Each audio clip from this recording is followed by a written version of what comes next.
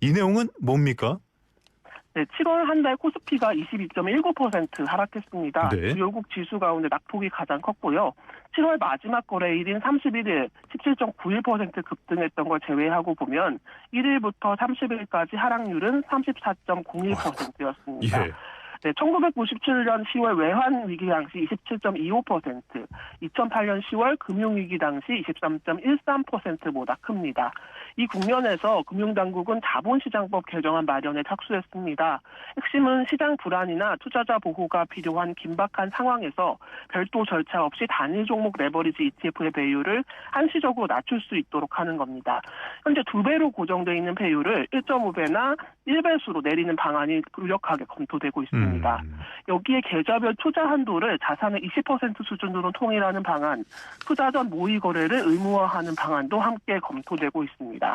기본 예탁금 상향이 소액 투자자의 진입 문턱을 높이는 장치라면 이 투자 한도 설정은 큰 손을 겨냥한 규제에 가깝습니다. 정부는 도입 시한을 따로 정하지 않고 우선 예탁금 상향 등 현재 시행한 조치의 효과를 보고 추가 규제를 어떤 방향으로 진행할지 결정한다는 방침입니다. 예탁금 기준이 1,000만 원에서 3,000만 원으로 상향된 첫날인 지난달 31일 단일 종목 레버리지 거래 대금은 약 3조 원, 전날에 24% 수준으로 줄었습니다. 예, 일정 부분 효과를 보긴 봤는데요. 한 달 동안 서킷 브레이커가 4차례나 발동될 정도면은 지금 시장, 이건 결코 정상적인 시장이라고 볼 수는 없거든요.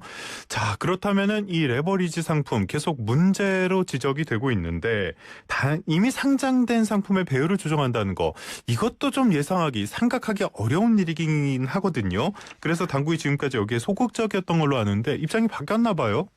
네, 현행 제도에서는 상품의 수익 구조를 바꾸려면 수익자 총회를 열어야 합니다. 출석 수익자 의결권 과반수, 그리고 전체 수익증권 총 좌수의 4분의 1 이상의 동의가 필요합니다. 하루에 10% 넘게 움직이는 장에서 수익자들을 모아서 이 절차를 밟는 건 현실적으로 불가능합니다. 그래서 당국이 긴급조치권이라는 이름을 붙였고요. 원래 금융당국은 배율 조정이 상품 취지에 맞지 않는다면서 좀 소극적이었습니다. 그런데 홍콩증권선물위원회가 지난달 24일 상장 레버리지 인버스 상품의 배율 조정을 허용하는 지침을 내놨습니다. 운용사 역량에 따라 사전 기준을 정해 공시하도록 한 방식입니다. 여기에 국내 증시 변동성이 극단으로 치달으면서 금융당국도 소극적이었던 입장에서 방향을 틀었습니다. 미국에서도 코로나19 국면에서 운용사가 3배 상품을 2배로 낮춘 사례가 있습니다. 적용 범위는 아직 열려 있습니다. 단일 종목 레버리지가 주된 대상으로 검토되고 있지만 다른 금융투자 상품이나 시장 참가자까지 포함할지도 함께 보고 있습니다. 당국은 2008년 금융위기와 코로나19 당시 대응을 복귀하면서 제도화할 부분을 찾고 있습니다. 알겠습니다. 이제 공은 국회로 넘어가게 됐는데요. 벌써 정쟁이 붙어버린 그런 모습인 것 같습니다. 야권에서는 도입 경위부터 밝혀라 이렇게 강조를 하고 있는데 어떤 점이 핵심 쟁점이 될까요? 네, 쟁점 중 하나는 재산권 문제입니다.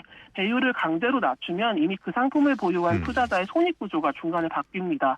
이혁원 금융위원장도 지난달 29일 정무위에 출석한 자리에서 투자자 보호와 수익자 권리를 어떻게 조화시킬지 입법 과정에서 함께 살펴보겠다고 했습니다.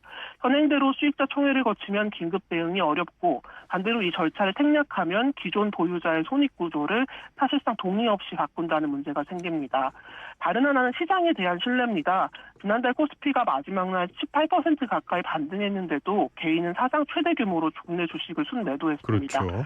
네, 손실보다 시장에 대한 신뢰가 먼저 무너졌다는 분석이 나오는 이유고요. 그래서 규제 정비는 필요하지만 그것만으로 돌아선 투심이 바로 복구되지는 않는다는 게 시장의 냉정한 평가입니다.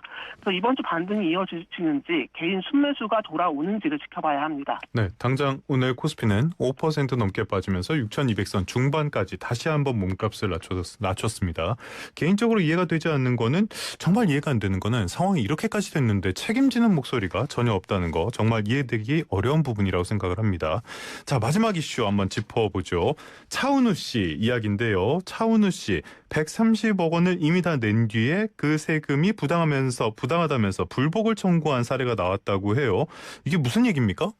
네, 배우 겸 가수죠. 차은우 씨가 지난달 초 국세청에 130억 원대 과세 처분이 부당하다면서 조세심판원에 조세심판 청구서를 제출한 사실이 확인됐습니다. 세금 고지서를 받은 날로부터 90일 이내라는 청구 시한을 거의 다 채운 시점이었습니다. 경위를 보면 올해 1월 차은우 씨가 모친 명의 법인을 통한 소득세 탈루 혐의로 서울지방국세청의 세무조사를 받아서 약 200억 원대 과세 예정 통지를 받은 사실이 알려졌습니다. 국세청은 소속 연예인이 본인 한 명뿐인 1인 기획사 법인을 실질적인 용역은 제공하지 않는 페이퍼 컴퍼니로 판단했습니다. 과세 전에 적부 심사는 받아들여지지 않았고 이후 이중 과세 조정을 거쳐서 최종 통지된 130억 원을 4월에 완납했습니다. 당시 SNS를 통해서 차은우 씨는 법인 설립 과정에서 충분히 살피지 못한 부분이 있었고 책임은 본인에게 있다는 취지의 입장을 냈습니다. 사실상 문제를 인정한 것으로 받아들여졌었는데 이번 불복 청구로 상황이 다시 열리게 됐습니다. 그러게요. 이미 세금을 다 낸 건데 왜 굳이 불복을 하느냐. 이 부분이 궁금해하는 분들이 많을 것 같아요. 왜 이런 걸로 봐야 됩니까? 네, 왜 먼저 내고 나서 뒤늦게 다투느냐인데 가산세 구조 때문입니다. 세금 고지를 받고 기한 내에 내지 않으면 하루 0.02%, 네. 연 8% 수준의 납부 지연 가산세가 붙습니다.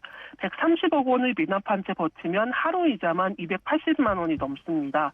먼저 완납해서 가산세 시계를 멈춰두고 90일이라는 기한을 최대한 활용해 다툴지 여부를 결정할 구조로 볼 수 있습니다. 실무에서 자주 쓰이는 방식입니다. 결과까지는 시간이 걸립니다. 청구세액 100억 원에서 200억 원대 내국세 사건의 평균 처리일 수는 2024년에 507일, 2025년에는 353일이었습니다. 대략 1년 안팎이 걸리고요.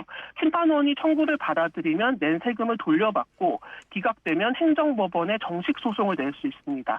세무업계의 반응은 갈리고 있는데요. 납세자의 정당한 권리 행사라는 시각이 있는 반면 사과 입장문과 배치되는 행보라는